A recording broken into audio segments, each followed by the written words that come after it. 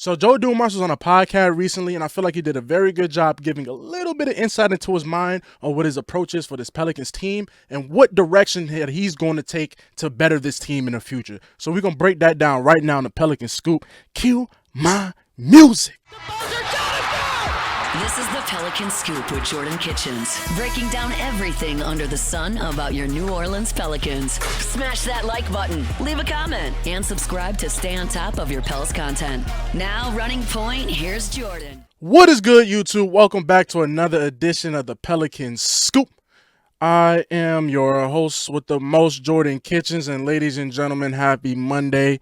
Go kiss your mama, go kiss your daddy, whoever you need to go kiss, man. Just be happy you're alive to see another day. So, ladies and gentlemen, further and furthermost, we have to figure out what is the nickname for Joe Dumars. You know, we have my guy Silly Willie. You know, Griff is gone, so I had to give Joe. So, a couple things I've been thinking. You know, maybe G.I. Joe. You guys like G.I. Joe? Call him, you know, he's gonna come in and just be, we cutting the BS. We gonna get straight to it. You know, we got G.I. Joe, or you know, we got Sleepy Joe. You know, we'll call him Sleepy Joe, like Joe not making a move, man. Damn Sleepy Joe. So what do you guys want to call Joe Dumars? We have to figure that out. You know, we just call him Joe Cool, or we just call him Joe. All right, General Joe. I like General Joe. General Joe. I like General Joe. I might call him General Joe. So Joe Dumars on the podcast.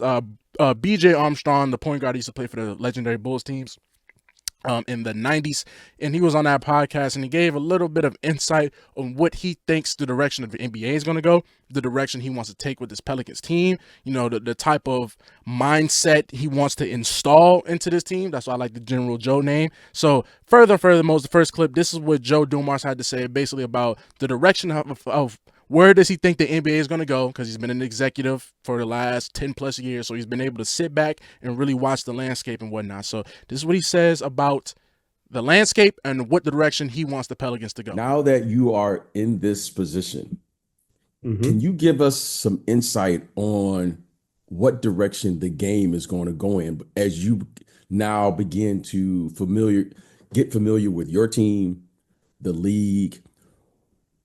What do you see the future holds for what brand of basketball is going to be most successful in the next 5 years? Like, how do you think the game's going to be played? I think you'll continue to see people play at pace. And I think you will continue to see people emphasize the three. I also would say this. If you look at the top 3 or 4 teams in the league, they have something in common. They're putting 2 bigs out there. They're putting 2 bigs out there. The bigs are back. You look at OKC, you look at Cleveland, right? You look at Boston, they'll have Porzingis and Horford out there together. Like you look at all of these top teams right now, and man, they got rim protectors, and they may have another 7-footer out there. And so I do think that, you know, when we just talked about small ball, I'm not saying that's completely going away, but there is this trend, man. You know, you look up, man, and you might see Adams and Sengun out there. Like it's not uncommon where 5 years ago, you weren't seeing that at all. So I do think that there's this trend of, we're going to space the floor and we're going to shoot the three, but man, we need big bodies around this paint right now. Look, guys are so athletic now, can drive to the basket. You better have some kind of paint presence there, or it's a layup line. You know, so the counter to we're more athletic, we're faster, we're bigger, stronger, jump higher is, okay, well, who's going to protect the rim on that then? Because if not, then it's just a layup line. So you got to have some size around that basket, B. But as you can see from what Joe said, you know, the obvious was the pace and the three-pointer. Like, we don't really see that going anyway no time soon. That's how the game's going to be dominated. But the real thing is the size. Having size in the front court, having actual big men, 7-footers out there, skilled 7-footers that can sit there and do multiple things on the court. And as you can see, he's talking about the top 4 teams. What do they all have in common? Big men. They're long, like between the Cavs, OKC, Boston. I mean, Minnesota's out there with Randall and Gobert, but they used to have Cat and Gobert out there. So you see the distinction out there. that you need to be big. And this is the complete opposite of what David Griffin had to accomplish, or wanted to accomplish with, oh, we're going to have all these great wings and we're going to team rebound and we don't need no big men. We're just going to bring in Daniel Tyson. We're going to be solid. Like, well, we're going to have so many guards. We don't have to do it. We all knew that wasn't going to work. The Houston Rockets already gave you a glimpse of that when they tried to go super small with PJ Tucker at the 5 in the bubble against the Lakers, and they got killed by AD and Dwight Howard and JaVale McGee and all those guys. So I'm happy to see that Joe is aware, right? He's like, look, see the top four, what they all have in common. Big men. All right, you need, and not even just that. They might have 2 good 7-footers and they got another 7-footer off the bench. The Pelicans, on the hand, are extremely undersized. Like, Yves Missy's only 6'11". He's not even a 7-footer. So I was happy to see that. That's where Joe Dumars. So where does that mean for the draft? What type of players are going to target? Finally, hopefully, we will bring in some big men. As word straight from Joe's mouth that that's what he wants. That's the direction that he wants to go. So, and I think that does better suit this Pelicans team is with Zion at the 3. I mean, we've seen it when you have Zion at the 3. Carlo and Kelly Olynyk out there, and you let Zion just or Yves Missy. I'm tripping. Yves Missy. It was really more Kelly Olynyk down the stretch, but like Yves Missy, Kelly, or you want to go Carlo, Kelly, whatever you want to do. Whoever you want to draft or bring in. But I feel like Zion, we learned that him at the 3 is where he needs to be. Because Zion, we sitting here and begging for him to rebound better. That's just not his game. Trey Murphy's not really that much of a rebounder. I mean, if we being honest, DeJounte Murray's a better rebounder than Trey and Zion. Just call it what it is. DeJounte Murray, the second he steps on the court, he's triple-double watch. You can't say the same thing about Trey and Zion. So I feel like that Zion will be better suited as a 3. Not more with the ball in his hands, of course, but it's going to give you more opportunity to have bigger bodies in the paint that will defend on defense, protect the rim, because Zion's not really a rim protector. Zion will get you a block, but it's more like he's just swatting somebody that's putting something soft up and he's going to swat it off the glass. But if we talking like protect the rim, that's not really his game, and that's okay. That's okay. That doesn't need to be his game. We can get somebody to do that. So I think Joe Dumars has the vision. I agree with the vision wholeheartedly. Like, you definitely need, I didn't say plenty of times, I'm like, we need Zion at the 3, and you need 2 solid bigs out there with him. You need one that can shoot, and you need one out there that's going to swat somebody that even think about coming in the paint, because like Joe said, if the players are so good and so fast now, if you don't have somebody to protect the rim, sway them, try and make them change their shot and not go up with a shot, you're in trouble, because they're so good and they're so big and so strong. It's a layup line. So I agree with Joe wholeheartedly. What do you guys think? Comment down below. What do you guys think about what Joe's saying about that's the direction that this Pelican team needs to go, is with size. You need way more size. You're way too little. We didn't complain, and plenty of times before the season, I'm like, guys, if you look at the Western Conference, all these big men, the Pelicans are going out there with Daniel Tyson, Yves Missy, before Yves Missy even showed anything. Before he even showed anything, I'm like, that's not a recipe for winning. It's not. And we saw what happened. You get clowned on the glass by everybody. I mean, Isaiah Hartenstein one game, I know we playing OKC. It's like Hartenstein was going, forget OKC. Sabonis had like a 20 rebound game on us. That's unacceptable. So the last clip I want to show you guys. So the podcast I asked Joe Dumars, as a team that's out of the playoffs, the Pelicans, don't really have much success. When you're trying to come there, are you trying to instill like this competitive friction, competitive tension going on around, the org, further winning? Right, to better everybody, because when you have competition brings the best out of everybody, no matter what you want to say, right? You always want to be competing, especially as NBA players, as a professional sports team. You want guys out there that's going to compete, put out there all on the line. And basically what I got from it, you want some dogs. So this is what Joe Dumars had to say. New team, the Pelicans, not in the playoffs this year, but that competitive conflict, as BJ likes to call it, the competitive friction. Yeah.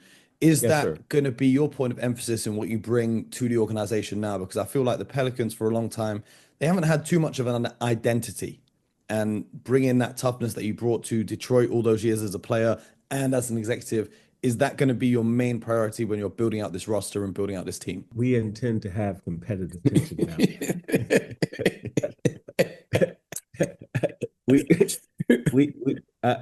I can, like Mo, anything that I've accomplished in this game, in this NBA, was surrounded by, it was the foundation was competitive tension. So I'm not sure I know of another way other than being super competitive to be successful in this league. Even if, Mo, say, if you look at the teams now, and I said this to one of the young guys here last night, we were just talking and I said, the formula for success in the NBA has never changed. Style of play has. Where you shoot from, is it a low post game? Is it a 3-point game? Is it a half court game? Is it faster pace? Those things have changed. But there are certain things that have not changed. That competitive tension, that defending, that not backing up, that plan for your teammates, like totally invested into winning. Stats don't matter during the playoffs. No one worried about what your numbers are. Those things have never, ever changed for championship teams, for contending teams. And so when you see that and you recognize it, it's a beautiful thing, man. I love it. And that's why I want to call him General Joe, right? General Joe's basically saying, man, listen, man, I ain't going to be on no NBA team that's not going to have some dogs out there, man. We're going to get some dogs out there. We're going to get some boys that want to go out there and eat, that wants to go down on the floor, play for their team, and do whatever they got to do. All right, I want goons. I want dudes that when we go to a dark alley, I ain't looking around like who's near me. Like, I already know what time it is. I know who's with me. So that's how I interpreted what Joe was trying to say. Obviously can't say that, but that's how I interpreted what Joe had to say. Like I said, y'all comment if y'all feel differently. That's how I interpret it. And like I said, y'all know how I feel about having some type of goons on with this team. This team needs heart. No ifs and buts about it. You have your best player in Zion going up for a layup and Jaden McDaniels slinging him to the ground. Nobody do anything about it. All right, we need heart, man. Draymond Green, dog. Right? Najee Marshall, dog. All right, you need guys out there that, you know what? I'm probably not going to really do that to Steph Curry because I know Draymond right there is going to knock my head off and don't care about it and let me know that he knocked my head off. You know, you want that on the court. I'm not sitting there saying, you know, you need to be having just a goon, but you need to have some type of toughness and instill some type of just like when we out there, we the Pelicans, all right? We going to be physical, and that's how it's going to be, man. You mess with one of us, you mess with all of us. That's the type of mentality that I feel like Joe Dumars will bring because you've seen that over the years. Like, other than Najee Marshall, you know, Jose Alvarado every now and then, you don't really have a guy out there that's checking stuff, right? B.I., you know, okay, but he's more mellow and chill. Like, you really had to get B.I. going. You need a guy that's going to check it. And if you don't have one guy, you need a whole team that's going to check it. Simple as that. So I agree with Joe Dumars. And, you know, competitive tension is good, right? You want to install that. That's what championship level teams do. You don't think Jaylen Brown and Jason Tatum not going at it in practice, you know, during the, I'm not off season, but like training camp or whatnot. You don't think they're not going at it? Are they two top dogs? You want your dogs to be dogs. And the Pelicans, like, it's a little too many kitty cats around. It's a little too many kitty cats. Like, Jose Alvarado cannot be the guy yapping. Like, he cannot be the guy checking stuff and trying to keep things in order. Jose, you're 5'2" on a good day. All right, you need a guy that has you need a guy. All right, that means go get Isaiah Stewart from Detroit. You just need a guy that's gonna sit there and turn the tide for this team. Just gonna instill like, bro, we ain't taking none of that. All right, you just not the Pelicans teams in the past where you can just come into the Smoothie King Center and like Devin Booker put up 56 on us. You know, you just light us up and some of the fans clapping for you, right? We're not doing that no more, man. Like, I ain't gonna sit there and say we're gonna, you know, bring back the bad boy Pistons, but Joe Dumars, I believe him. Like, he's gonna bring some grit, some type of toughness. Like, we're not taking that. Like, y'all have to stick up for yourselves. Y'all have to have some type of backbone, man. Ime Udoka instilled that to the Houston Rockets, as you can see. Even though they losing to the Golden State Warriors in this series, I think they will lose this series. But moving forward, I think the future's bright, right? This is what these young guys need to be in a series like this against some old wily vets. That's basically showing them like y'all gonna get there, but y'all not there yet. Right, and the Pelicans have to start taking those type of steps to really start seeing that type of success. Because if you're looking at the playoffs right now, the Pelicans can't really hang with none of these teams. Like, I'm just calling it what it is. I'm talking about this variation of the Pelicans team. They can't hang with not one of these teams still playing.